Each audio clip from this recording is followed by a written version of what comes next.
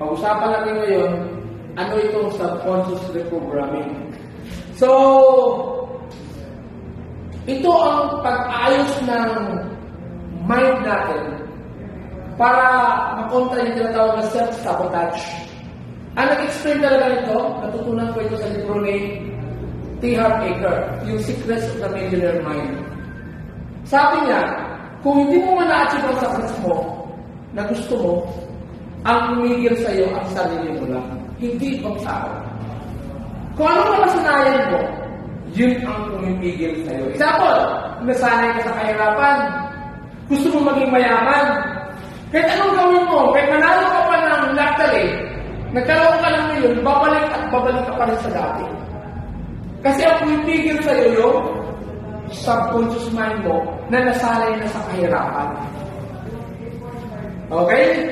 Yun ang pumipigil yung sarili natin. Kaya tawag doon self-sabotage.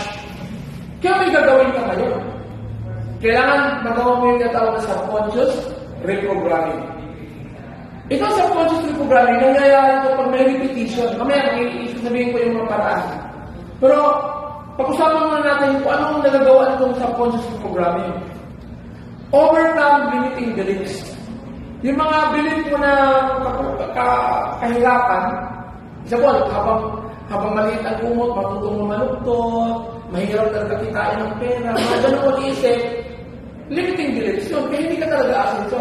Hanggang ganito lang kaya mo, mahirap gawin niya, mga ganun limiting beliefs yun. Pag nasanay ka na sa ganun, mangyayari yun, kusang gagalaw sa sarili mo. Okay? Kailangan matanggal yun at makakatanggal ng limiting beliefs yung dito ng subconscious reprogramming. Mamaya explain ko, ibigawin ko yung mind. Okay?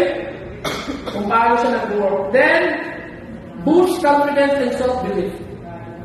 Then, align with goals. O, di ba? Kung paano sa alignment, pag hindi ka magkakaroon ng subconscious reprogramming, mahirapan ka maka-align. I-align mo talaga para ma-align mo sa sarili mo sa success na gusto mo. Kailangan ng subconscious reprogramming. Then, enhance social connection. Enhance ng social connection. Kasi, habang nare-program ka, naatak mo yung mga tao na tulad mo. Isa mo, nagiging isip ka na ng pangmayaman na isip mo, pang mabuting mayaman. Ha? Gusto ko iman sa pang mabuting mayaman. Kasi ang goal mo talaga dito, kaya ako nagtuturo, makaproduce ng mabubuting mayayaman. Yung good millionaires, good billionaires, anong dahilan? Para may pangunguna tayo sa mga bad millionaires, sa mga bad billionaires na kumita ng pera, ng maraming pera dahil sa kalokohan, dahil sa pagmumurakot. Okay? Sila yung mga tao na ako nagkakapera sila dahil sa gawa niya ng sikretong kasamaan Maganda yung image nila, pero may mga magandang image lang. May alam yung ginagawang kalokohan. Minsan, ninanakaw pa ang pera sa kaba ng bayan. Mga bad millionaires yun, at hindi yan magtatagal. Kasi lahat ng masama, nawawalan in the future. Ang nananalo sa mundo na ginawa ng Diyos, na may gawa ng langit at lupa, na Diyos ng kabutihan, yung mabubuting millionaires at mabubuting billionaire lang. Yun lang ang magpapatunay ang yaman. Okay? Kaya maganda makuha natin ang yaman sa mabuting paraan. Okay? Kaya ako nagtutok ngayon dito at tumutulong kasi gusto ko mag-produce ng maraming good millionaires, good billionaires. At mangyayari na lang dito sa network marketing. Kasi dito, yayaman ka pag marami kang tutulungan na maging mayaman.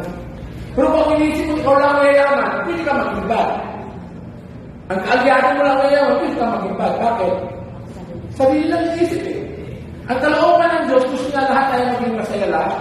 Alam niyo ba ang kalooban ng Diyos? Maging happy tayo. Maging healthy tayo. Maging wealthy tayo. Ang karamihan tinanggal yung wealthy. Akala okay na maging happy at saka healthy. Ang wealthy, pag wealthy ka, marami ka matutulungan. Di ba?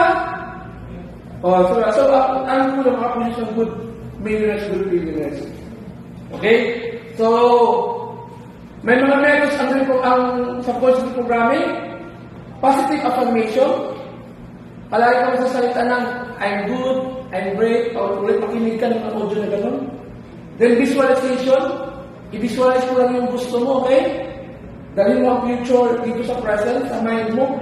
Hypnosis, ginagamit niya technique sa ibang mga tao. Pero good technique yun. Then meditation. Subliminal audio video ako, ginagawa ko yan sa bahay. Self-talk management. Pwede mo kausapin ang sarili mo, pero yung mga good. I-advise mo sa sarili, ginagawa ko yun, pag naiinis ako, okay lang, Lay, huwag ka mag-aalit. Kinakausap mo sa sarili ko, bakit? Kaya mas dapat maging best friend natin sa sarili natin, pagka gawin tayo something na natutunan natin bago.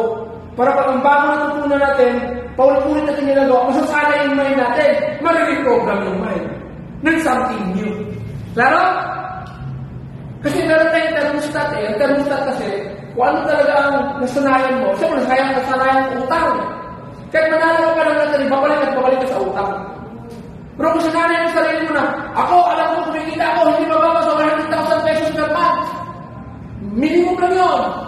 Pag marami mo naulit yun, mangyayari. Kasi bakit? Yun ang nakasanayan ng mindset mo. Ang mind mo ngayon, pag sa pulse mo, magpo-connect sa universe. Mag-attract ng mga tao para mangyari yun. Okay?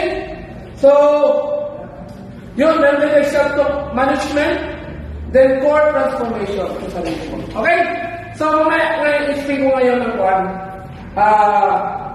Ano talaga yung, ano nangyari sa process mind natin? Ano ba yung mind natin? Sa susunod natin topic.